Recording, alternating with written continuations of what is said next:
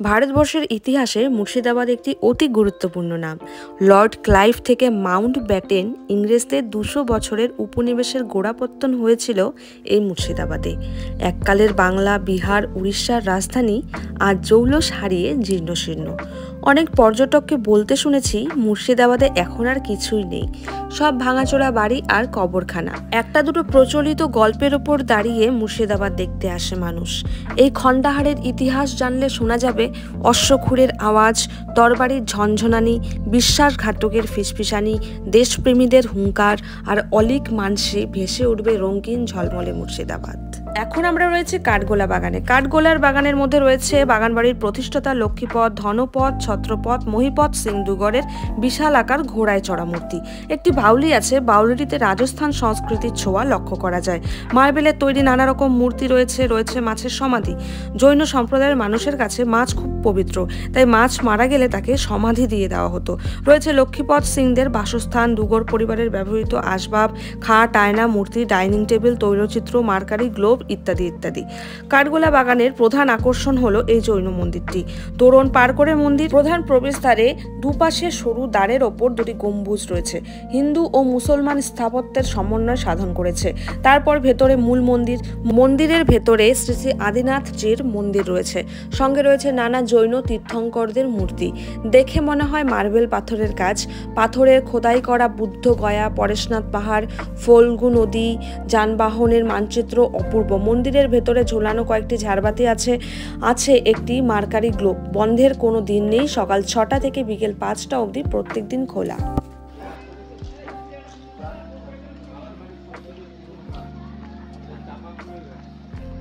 বাগান বাড়ির সব থেকে পুরনো গাছ চাপা ফুলের গাছ। চলুন দেখা যাক।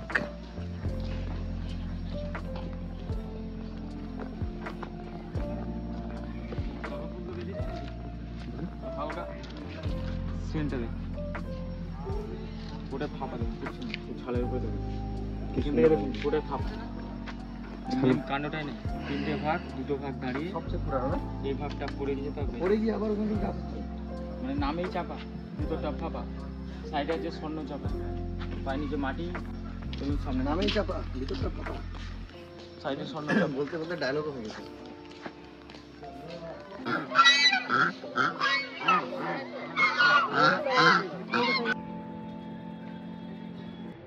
এরপরে আমরা যাব জগৎ শেঠের বাড়ি।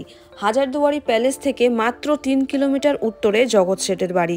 ইতিহাস বিখ্যাত ধনকুবের পরিবারের বাস ছিল একদা এই মহিমাপুরে। এখানে ছিল শেরদের কাছারি বাড়ি, বাসস্থান, বাগান ও মন্দির। এটা দেখুন, এটা মাটি পুড়িয়ে তৈরি করা জলের ফিল্টার। দেখে আপনাদের মনে হচ্ছে লোহা, কিন্তু এটা লোহা নয়, পুরো মাটির তৈরি। এটা হাওড়া বার্ন কোম্পানি।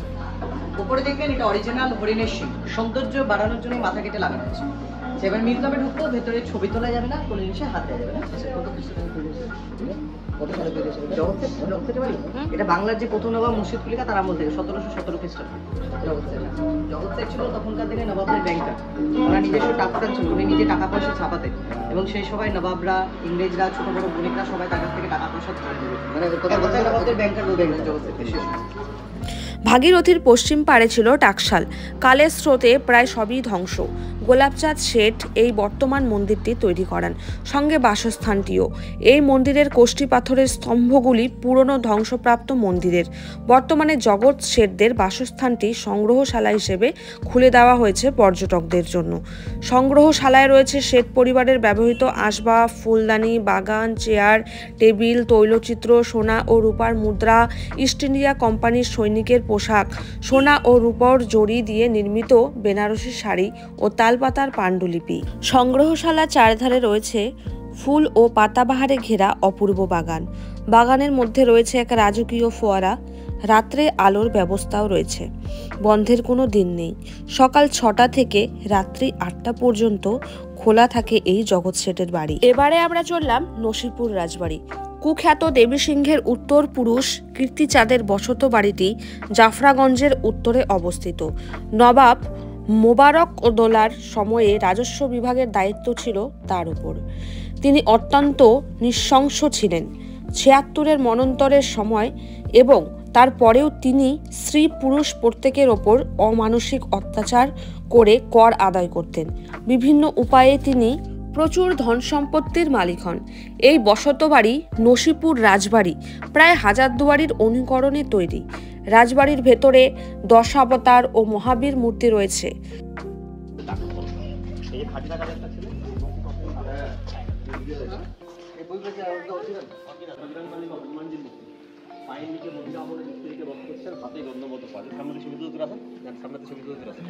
একটাই স্টোন বা একটাই পাথর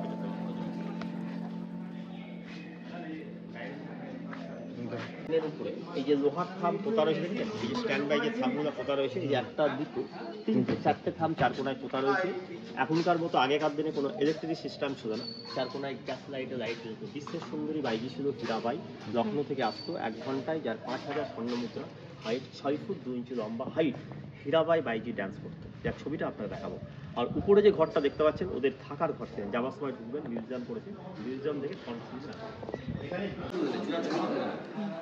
এটা আপনার পদ্মফুল স্টাইলের মন্দির। আপনি তো অনেক জায়গায় অনেক মন্দিরের চূড়া হয়তো দেখেছেন, এর থেকে বড় মন্দিরও হয়তো দেখবেন, কিন্তু একটাই মন্দির তার গম্বুজের চূড়া করা যায় না, সামনে পিছনে খন্ডি 4টে রাউন্ডে যেদিকে ঘুরবেন 10টা করে গম্বুজ দেখবেন। তার টোটাল চূড়া করা যায় না 25টা চূড়া আছে।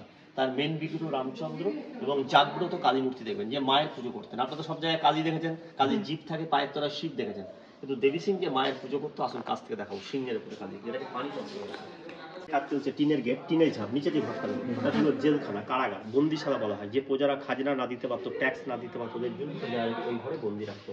আর এই যে ঘরটা ঢুকছেন এটা ফাঁসি ঘরে ঢুকছেন, এই ঘরে যার নাম শুনে এসছেন 6 ফুট 2 ইঞ্চি লম্বা, লখনৌর নামকরা ড্যান্সার বাইজি হীরাবাই। কিন্তু অরিজিনাল ছবি এটা, অরিজিনাল ছবিটা নষ্ট হয়ে যাওয়ার পর পাশে যে ছবিটা দেখতে পাচ্ছেন এটা কম্পিউটার ছবি নতুন করে করা হয়।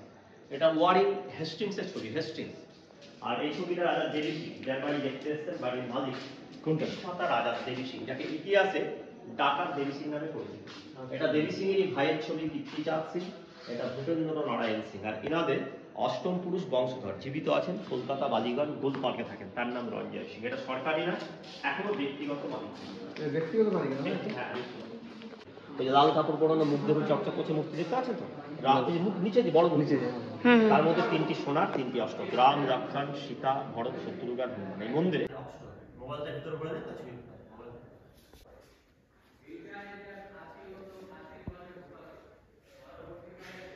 কি করেছিল। আগেকার দিনে রাজা নবাবদের নিয়ম ছিল, কাজ করিয়ে নিত, সারা জীবনে খরচাও দেওয়া হতো, কিন্তু তাদের হাতের কবজি বুড়ো আঙুলটা সিল্কে কেটে দিয়েছিল, যাতে এই শিল্পে এই কাজটা পরবর্তী জায়গায় না তৈরি করতে পারা যায়। কোনো মেশিন ছিল না, সব হাতে হাত দিতে, কোনো জোড়া নেই না, জয়েন্ট নেই, পুরো জোড়া পাবে না, সব এক হবে। সব এটা ব্রিটিশ পঞ্চম জাতির ছিল। উনি আসেন আসে সেটা আছে এখন সরকারের পাইবেন, আমরা যে টিকিট কাটছেন এই টিকিটে পয়সা দেবো।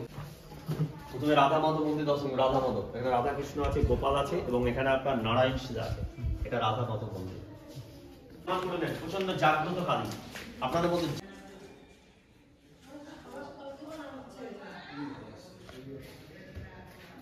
এখানে প্রায় বেশিরভাগ জায়গাতেই ফটো তোলা নিষিদ্ধ ছিল, ভিডিও করা নিষিদ্ধ ছিল। তবুও কিছুটা জায়গাতেই চুপচুপ করে ভিডিও করে নিয়েছি তোমাদের সাথে শেয়ার করার জন্য। আশা করি ভিডিওটি দেখতে তোমাদের ভালো লাগছে, আর ভিডিওটি না কেটে তোমরা পুরোটা দেখতে থাকো। অনেক ইন্টারেস্টিং নতুন নতুন জিনিস তোমাদের সামনে আমি তুলে ধরার চেষ্টা করেছি। আর কেমন লাগলো ভিডিওটি সেটা কিন্তু কমেন্ট সেকশনে অবশ্যই জানিও, আর কোন জায়গাটি তোমাদের সব থেকে বেশি ভালো লাগলো সেটাও কিন্তু জানাতে ভুলো না। এরপরে আমরা চলে যাব নসিপুর আখড়াতে। নসিপুর রাজবাড়ির নিকটেই রামানুজ সম্প্রদায়ের সাধুদের এই আখড়াটি দেখতে পাওয়া যাবে। রামানুজ সম্প্রদায়ের শিষ্যগণের দান করা ধন সম্পত্তি দিয়েই এই আখড়ার খরচ চলে। পুরোটাই মুসলিম এলাকা। এই মুসলিম এলাকাতে একটা এত বড় হিন্দুদের আশ্রম কি করে হলো? এটা হলো মির্জাপুরের জন্য। মির্জাপুর কিন্তু সিরাজদৌল্লাকে হত্যা করেনি, কিন্তু হাজি সাহেব বলেছিল হুজুর আপনার দ্বারা দিয়ে যখন এই হত্যাটা হয়েছে, এই হত্যার পাপের দায়টা কিন্তু আপনার ঘাড়ে এসেই পড়েছে। তো এই পাপ ক্ষয় করার একটাই উপায় আছে, এই মুসলিম এলাকাতে একটা হিন্দুদের আশ্রম তৈরি করেন। হিন্দু মুসলিম জৈন যারা এই মাটি দিয়ে হেঁটে যাবে তাদের পায়ের ধুলোয় আপনার কিছু পাপ ক্ষয় হবে। তো মির্জাপুরের বন্ধু ছিল মহন্ত মহন্ত লক্ষণ দাস আচারী ঢাকা উর্দু বাজারে ওনার বন্ধুকে এনে কিছু জমি জায়গার কিছু সোনাদানা দান করে। তারপর থেকেই মুসলিম এলাকাতে একটা এত বড় হিন্দুদের আশ্রম তৈরি হয়। হিন্দু মুসলিম জৈন যারাই মাটি দিয়ে হেঁটে যাবে তাদের পায়ের ধুলোয় কিছু মির্জাপুরের পাপ ক্ষয় হবে। এবার সামনে চলুন, সামনে থেকে বলে দিচ্ছি। খাওয়া দাবার পরে একটা বিশ্রাম নিত, তার বলা তো এটা বিশ্রামশালা। আপনাদের ওপর দিকে দেখুন একটি কালারিং বল দেখতে পাচ্ছেন, এটা কিন্তু কালারিং বল না, এটাকে বলা তো শত্রু ধরা বলক। আগে তো ক্যামেরা ছিল না, ক্যামেরার কাজ এটাতেই করতো। এই বলটা কিন্তু এখন নষ্ট হয়ে গেছে, কিন্তু কষ্ট দেখুন আপনাদের ছবিগুলো কম বেশি এখনো বোঝা যাচ্ছে। বাম পাশে দেখুন টেবিলের উপরে একটি পাখা রাখা আছে, নবাবি পিরিয়ডে কোনো ইলেকট্রিক পাখা ছিল না, এটা কেরোসিনে চলতো। পাশে দেখুন একটি প্রদীপ রাখা আছে, প্রদীপটাকে জ্বালিয়ে ভেতরে ভরে দিলে এটা অটোমেটিক হিট হলে এই পাখাটা চলতো। এবার আসুন 16 টাকার খাট। এই সামনের খাটটা দেখে নেবেন, এটা পুরোটাই সেগুন কাঠ দিয়ে তৈরি। এটা প্রথম বন্ধের মহন্ত লক্ষণ দাস আচার্যের খাট। মুর্শিদাবাদ থেকে হোসেন সাহেব এসে 16 টাকা খরচা করে এই খাটটি তৈরি করেছিলেন। এর জন্য বলা এটা 16 টাকার খাট। আর নবাবী পিরিয়ডে কোনো ইলেকট্রিক পেপার না, একটার পর একটা কাম করা হয়। বর্তমানে এখন দিন দেহ ত্যাগ করার পরে একটার পর একটা মূর্তিগুলো তৈরি করা হয়েছে। আর আপনার এখানে দাঁড়িয়ে এই মুর্শিদাবাদের বিখ্যাত নাম করা ছিল লক্ষ্মণের হীরাবাই। সেই সময় রাজা নবাব মহম্মদের 1 ঘন্টা মুদ্রা করলে ইনার ডিমান্ড ছিল পাঠা। সেই সময় রাজস্থান জয়পুর থেকে এই পাঠাগুলো আনা হয়েছিল। এগুলো হচ্ছে রাজস্থানী হাত পাঠা। কাছে কিছু আগেকার মহন্তদের হাতের লেখাগুলো আছে। আর এই সামনের গুলো দেখে নেবেন, এগুলো সব সোনার ব্যাচ।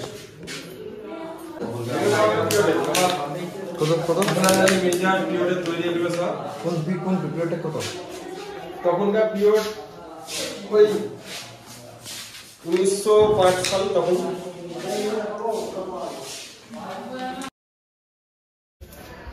আর এই সামনে দেখুন কিছু লোহা তামা পেতলের বাসনগুলো আছে, এগুলো আজ থেকে। এখানকার আখড়ার মহন্তকে আজীবন ব্রহ্মচর্য পালন করতে হয়। এখানে ঝুলন ও রথযাত্রার সময় মেলা বসে। আখড়ায় পিতল ও কাঠের রথ আছে, আর আছে সম্পূর্ণ চাঁদির তৈরি 14 ফুট উচ্চতার একটি রথ। তো ভেতরে কিন্তু এরকম হিন্দুদের জন্য মন্দির তৈরি করা আছে।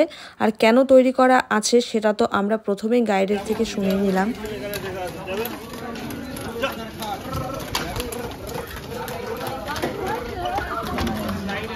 এরপর আমরা চললাম খোশবাগে, যেখানে নবাব সিরাজউদ্দৌলা সমাধিসৌধ আছে। আর এই সমাধিস্থলটি পূর্বে সুগন্ধি ফুলের গাছ দিয়ে সজ্জিত ছিল। এরপর আমরা চললাম মির্জাফর এবং তার পরিবারের 1100টি কবরস্থান দেখতে। এখানে গিয়ে তো আমার গা ছমছমের অবস্থা। চলুন দেখে নেওয়া যাক আমাদের গাইডের সহায়তায়। এসেছেন তার মালিকের কবর আছে এটা। এনার নাম আছে নবাব নাজিম হুমায়ুন জা। হুমায়ুন জা ছিলেন মির্জাফরের 5ম বংশধর। ইনি বানিয়েছিলেন হাজারদুয়ারি প্যালেসটা, যেটা আপনারা দেখবেন তার মালিকের কবর আছে। হুমায়ুন জা আছে হুমায়ুন জার বাবা, এনার নাম আছে ওয়ালা জা। নবাবি করেছেন 3 বছর 1821 থেকে 24। 3 নম্বর কবর যেটা আছে হুমায়ুন জার কাকা, নাম আলী জা। ওয়ালা জা আলী জা 2 ভাইয়ের কবর। হাজারদুয়ারির ভেতরে যখন যাবেন এসব নবাবদের ছবিগুলো দেখতে পাবেন। মহরমে 10 দিন খোলা থাকে, বাদ বাকি দিনটা বন্ধ থাকে। ইনি বানিয়েছিলেন। এনার নাম আছে নবাব নাজিম ফেরাদুন জা। হুমায়ুন জা মিডিল লাইনে 4টে ছেলের কবর, মোবারক দৌলা, আশরাফ দৌলা, এটা সাইফুল দৌলা, আর এটা নাজিমুদ দৌলা। পরস্পর লাইনে 4টে ছেলের কবর। বিহারে একটা এই কারণে হয়েছে তো ছেদ হনে বলে ওর কবরটা বিহারে দেওয়া হয়েছে, এদিকে নিয়ে আসা হয়নি কবরটাকে, মানে ওর লাশটাকে নিয়ে আসা হয়েছে। এটা মির্জাফরের কবর আছে। পাশে 2টো কাকা আছে, নজফ নজফি, মাঝখানে মির্জাফর। মীর মোহাম্মদ জাফর খান, শর্ট নাম মির্জাফর। কোনটা এই যে সাদা কবর, এটা মির্জাফর। হ্যাঁ, এটাই মির্জাফরের আছে। আর পাশে 2টো হচ্ছে কাকা, যেরকম ওনার নাম নজফ খানের নাম নজফি খান, মাঝখানে সাদা কবরটা মির্জাফর।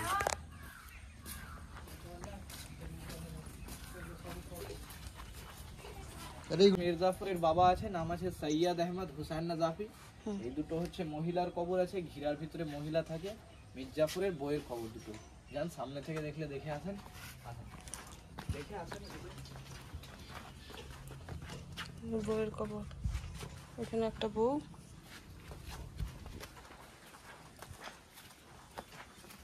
এখানে একটা বউ, 2টা বউ।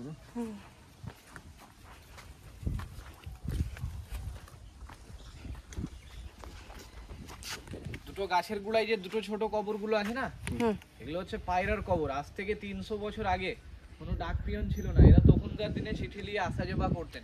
যেরকম একটার নাম পান্নালাল, দ্বিতীয়টা হীরালাল। আর বাদ বাকি যে সব কবরগুলো আছে এগুলো হচ্ছে সব মির্জাফরের বংশধরদের কবর আছে। বাউন্ডারি ঘেরা যত কবরগুলো দেখতে পাচ্ছেন এগুলো হচ্ছে সব মহিলাদের কবর। ঘিরার ভিতরে এগুলো কবরগুলো এই কারণে এরা মহিলা ছিলেন, বোরখা পরে বেরাতেন বলে ধরেলেন ঘিরার মধ্যে রাখা হয় এদের কবরগুলো। 90 লক্ষ টাকায় মুন্নি বেগম দান করেছিলেন।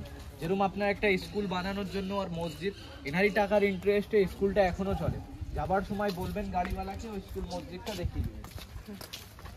এরপর আমরা চললাম আজিমুন্নেসা বেগমের সমাধিসৌধ দেখতে। হাজারদুয়ারি থেকে 2 মাইল উত্তরে আজিমুন্নেসার সমাধি। মুর্শিদ কুলি খাঁর কন্যা আজিমুন্নেসা। কাটরা মসজিদের মতো এখানে একটি মসজিদ ছিল। বেগম নিজেই মসজিদটি নির্মাণ করেন। সিঁড়ির নিচে বেগম আজিমুন্নেসার সমাধিসৌধ রয়েছে, বাবা মুর্শিদ কুলি খাঁর সমাধির মতোই। ভূমিকম্পে মসজিদটি প্রায় সম্পূর্ণ ধ্বংস হয়ে যায়, শুধু একটি ফটক বা বাঁ দিকটা থেকে গেছে। মুর্শিদাবাদের অন্যতম আকর্ষণ হলো হাজারদুয়ারি প্রাসাদ। প্রাসাদটির এরূপ নামকরণের কারণ এর অসংখ্য জানালা, ইটের তৈরি নকল দরজাও আছে। ভালো করে পর্যবেক্ষণ না করলে এই নকল আর আসল দরজার মধ্যে পার্থক্য বোঝা যায় না। প্রাসাদটির ভেতরের কারুকার্য অত্যন্ত সুন্দর। একতলায় রয়েছে অস্ত্রাগার, রেকর্ডঘর, অফিস ঘর। সিরাজের তরবারি, আলীবর্দীর তরবারি, নাদির শাহের বল্লম ও শিরস্ত্রাণ, মীর কাসিমের ছোয়া, মীর কাসিমের মুঙ্গের কারখানা বন্দুক এবং আরও বিভিন্ন ধরনের বন্দুক, ছোড়া, বল্লম, খঞ্জর রয়েছে এই অস্ত্রাগারে। পলাশির যুদ্ধে ব্যবহৃত অনেক অস্ত্র রয়েছে এখানে। দোতলায় রয়েছে বিভিন্ন আর্ট গ্যালারি এবং দর্শনীয় বস্তু। তার মধ্যে রয়েছে মুর্শিদ কুলি খাঁর মার্বেল পাথরের সিংহাসন, সিরাজের রূপার সিংহাসন, পানপাত্র, চীনামাটির বিভিন্ন রকমের ফুলদানি ও হাতির দাঁতের সোফা সেট, পালকি। দোতলায় সবচেয়ে আকর্ষণীয় সুদৃশ্য দরবার কক্ষটি এমনভাবে তৈরি করা হয়েছে আমাবস্যার রাত্রি ছাড়া সমস্ত সময় কক্ষটি আলোকিত থাকে। দরবার কক্ষের মাঝখানে আছে সম্রাজ্ঞী ভিক্টোরিয়ার উপহার দেওয়া 101টি বাতির সুদৃশ্য ঝাড়লণ্ঠনটি। প্রাসাদটির উচ্চতা হলো 80 ফুট। তৈরি করতে খরচ পড়েছিল 16 লক্ষ টাকা। এরপর আমরা ফৌতি মসজিদের উদ্দেশ্যে রওনা দিলাম। চলতি ভাষায় কিন্তু এটি ফুটো মসজিদ নামে পরিচিত। হাজারদুয়ারি থেকে 1.5 মাইল পূর্ব দিকে একটি অসম্পূর্ণ মসজিদ দেখা যায়। মসজিদটি নির্মাণ শুরু করেছিলেন নবাব সরফরাজ খাঁ। মসজিদে অনেক শিল্পকর্মই অসম্পূর্ণ থেকে গেছে, কারণ গিরিয়ার আলীবর্দীর সঙ্গে যুদ্ধ করতে গিয়ে নবাব সেখানেই মারা যান। তখন থেকেই মসজিদটি অসম্পূর্ণ রয়েছে। পরবর্তীকালে কেউই আর মসজিদটি সম্পূর্ণ করতে উদ্যোগী হননি। এটা দেখতে কিন্তু ভীষণ ভয়ঙ্কর লাগছিল। ভেতরে যাওয়ার পর বুক ধকপকানি উঠে গেছিল আমার, এত ভয়ঙ্কর লাগছিল। তোমরা গেলে কিন্তু অবশ্যই এই জায়গাটা তোমাদের ডায়েরির মধ্যে রেখো। ভিডিও দেখা শেষ হয়ে গেলে কিন্তু জানিও কারা কারা তোমরা মুর্শিদাবাদে গেছো সেটা। এরপর আমরা চললাম কাটরা মসজিদে। এইখানে তো গিয়ে একদম আমার চক্ষু চড়ক গাছ, এত সুন্দর মন্দির, যদিও আমি ভালো করে ভিডিও করতে পারিনি। আমরা যেখানে দাঁড়িয়ে আছি না, একেবারে মসজিদের ব্যাক সাইডে দাঁড়িয়ে আছি। একেবারে ফ্রন্টে চলে যাব, ওখানে কবর আছে বাংলা, বিহার, উড়িষ্যার প্রথম স্বাধীন নবাব মুর্শিদ কুলি খাঁর সমাধি। বুকের উপর দিয়ে আমাদের মারিয়ে যেতে হবে, অন্য কোনো রাস্তা নেই। তবে কেন একজন মহান নবাবের বুকের উপর দিয়ে মারিয়ে যেতে হবে? সত্যি কি তিনি কোনো মহাপাপ করেছিলেন? আমি পরে বলছি। এই সুন্দর গার্ডেন বাগান দেখতে পাচ্ছেন স্যার, আজ থেকে 300 বছর আগে নবাব মুর্শিদ কুলি খাঁর আদেশে এখানে সপ্তাহে 3 দিন সবজির বাজার বসতো। আচ্ছা, সেই কারণে জায়গাটার নাম হয়েছে সবজি কাটরা মস্ক। এই কাটরা মিন্স মার্কেট, বাজার, এটা একটা আরবি শব্দ। আচ্ছা, পাশে দুটো মিনার দেখতে পাচ্ছেন, ওয়াচ টাওয়ার, একে বাংলায় বলা হয় বুরুজ। বাইরে থেকে যেন কোনো শত্রুপক্ষ এই মসজিদকে আক্রমণ করতে না পারে 24 ঘন্টা এখানে সৈন্য সামন্ত মোতায়েন রাখা হতো। এবং ভোরবেলা মুসলিমগণেরা আরবিয়ান আজান প্রদান করতেন। এবং যে সমস্ত মুসাফিরগণ দূর দূরান্ত থেকে এই মসজিদের ভেতরে কোরআন পাঠ বা নমাজ পাঠ করতে আসতেন, তিনাদের থাকা খাওয়ার ব্যবস্থা হতো নিচের একতলা আর উপরে দোতলা। এগুলোকে বলা হচ্ছে আপনার মুসাফিরখানা বা গেস্ট হাউস বা ছাত্রাবাস। এক কথায় আজ থেকে প্রায় 300 বছর আগে এই কাটরা মসজিদ, আজ থেকে 300 বছর আগে, এই যে দেওয়ালের গায়ে ইংরেজি লেটারের যে উল্টো টি দেখতে পাচ্ছেন, আচ্ছা, এই পুরো মসজিদের চারিদিকে তাকাবেন, এই উল্টো টি পরিলক্ষিত হবে। এর কারণ হলো আজ থেকে প্রায় 300 বছর আগে কোনো বিদ্যুৎ বা কোনো ইলেকট্রিসিটি ছিল না। তাই কোনো উৎসব অনুষ্ঠানে নবাবেরা বিভিন্ন রকম প্রদীপ, মাটির প্রদীপ, সোনার প্রদীপ জ্বালিয়ে পুরো মসজিদকে আলোকিত করে রাখতেন। আর এই দরজাগুলো নিচু করার কারণ হলো কোনো মন্দির বা মসজিদে প্রবেশ করতে হলে মাথা নিচু করে সম্মান জানিয়ে প্রবেশ করতে হয়। আচ্ছা আচ্ছা আচ্ছা।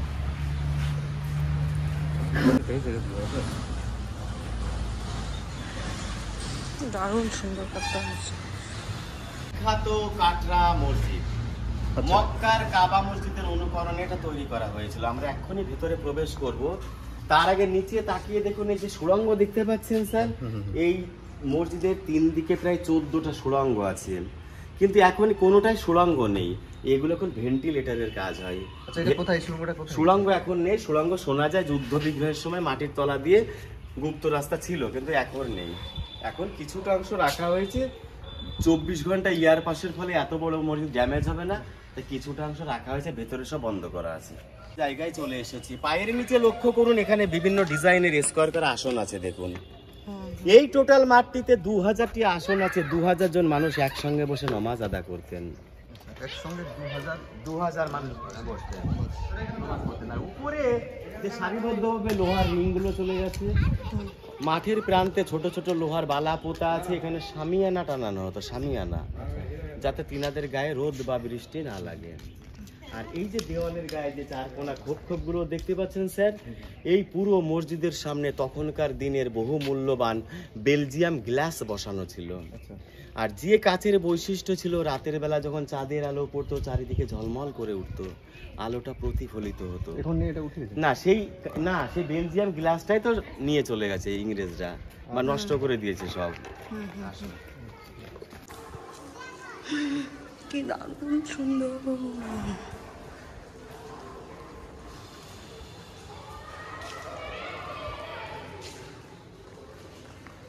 দেখুন স্যার, এখানে দুটো গম্বুজ দেখতে পাচ্ছেন দুদিকে, এখানে একসঙ্গে 5টা গম্বুজ ছিল, 5টা গম্বুজ একসঙ্গে, এরকম 5টা ছিল, পঞ্চ গম্বুজ।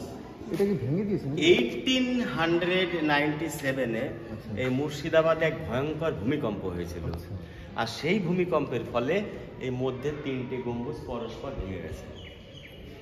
বাইরে নমাজ পাঠ হতো, এখানে ধর্ম নিয়ে ডিসকাশন হতো। এই 3টে সিঁড়ির উপরে মৌলভী সাহেবগাড়ি কোরআন পাঠ করাতেন। উপরে একটা কোষ্ঠী পাথরে লেখা আছে দেখুন, যিনারা মুসলিম সম্প্রদায় তিনাদের একটা পবিত্র কলমা এখানে লেখা আছে। এখানে লেখা আছে লা ইলাহা ইল্লাল্লাহু মুহাম্মাদুর রাসূলুল্লাহ। এই কথাটার অর্থ হলো আল্লাহ এক, অদ্বিতীয়, এবং মুহাম্মদ তার প্রেরিত রসুল। রসুল মানে দূত, messenger. Allah is almighty and Muhammad is his messenger. আর একটু আমরা ব্যাক সাইড দিয়ে প্রবেশ করে আমরা একেবারে ফ্রন্টে চলে যাব। এবার ইতিহাসটা একটু বলি, ভালো লাগবে স্যার। এই বাংলায় টোটাল 18 জন নবাব নবাবি করে গেছে। প্রথম নবাব কে ছিলেন? মুর্শিদ কুলি খান। বাংলার দ্বিতীয় নবাব ছিলেন মুর্শিদ কুলি খান জামাতা সুজাউদ্দৌলা। সুজাউদ্দৌলার পর তার পুত্র সরফরাজ খাঁ। আর এই সরফরাজ খাঁকে 1740 খ্রিস্টাব্দে গিরিয়ার যুদ্ধে পরাস্ত করে পাটনার শাসনকর্তা আলীবর্দী খাঁ এবং নিহত করে। আলীবর্দী ছিল চতুর্থ নবাব। আর বাংলার শেষ স্বাধীন নবাব কে ছিলেন? সিরাজদৌলা। সিরাজদৌলার মৃত্যুর পর আমরা ভারতবাসী প্রায় 200 বছর ইংরেজের গোলাম হয়ে গেছিলাম।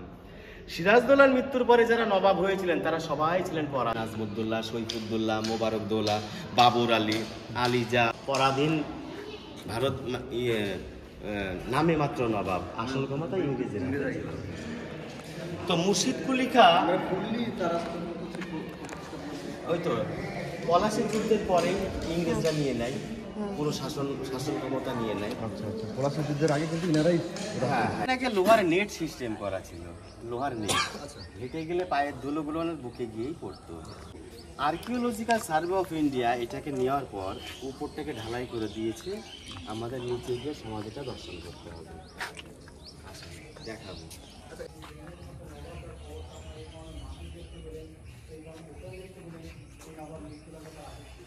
স্তব্ধে সাহিত্য আছে বাংলা, বিহার, উড়িষ্যার প্রথম স্বাধীন নবাব নবাব মুর্শিদ কুলি খাঁ, যার বুকের উপর দিয়ে আমরা মারিয়ে এলাম। ইনি মুর্শিদ কুলি খাঁ। ইনার একটা মেয়ে ছিল জানেন স্যার, ভালো নাম হচ্ছে জিন্নাতুন্নেসা বেগম বা আজিমুন্নেসা বেগম। ইতিহাসে আবার যাকে কলিজা খাকি বেগম বলে। হ্যাঁ, ও নাকি কলিজা খেত, হাট খেত। এখান থেকে 3 কিলোমিটার পর ইনার মেয়ের জীবন্ত কবর দেখতে পাবেন। ওটা জীবন্ত সমাধি, এটা ইচ্ছাকৃত সমাধি। এইবার এই একই আমাদের অ্যারাউন্ডের মধ্যে একটা শিবের মন্দির দেখাবো, আসুন। এখানে আর ওই কর্নারে একটা, এই দুটো ভূমিকম্পে ভেঙে গেছে। আর এই যে মুর্শিদাবাদে বেড়াতে এসেছেন, মুর্শিদাবাদে যে টোটাল মোস্ট ইম্পর্টেন্ট হিস্টোরিক্যাল প্লেসের ফটো এই দেখুন দিদি ভাই, এইটা হচ্ছে হাজার, তাই না? সম্প্রীতির জন্য একই মাঠে একটা শিবের মন্দির করার আদেশ করে গেছিলেন। এই পাশাপাশি মন্দির মসজিদ, এটা হচ্ছে একটা সম্প্রীতির মেলবন্ধন। আসো।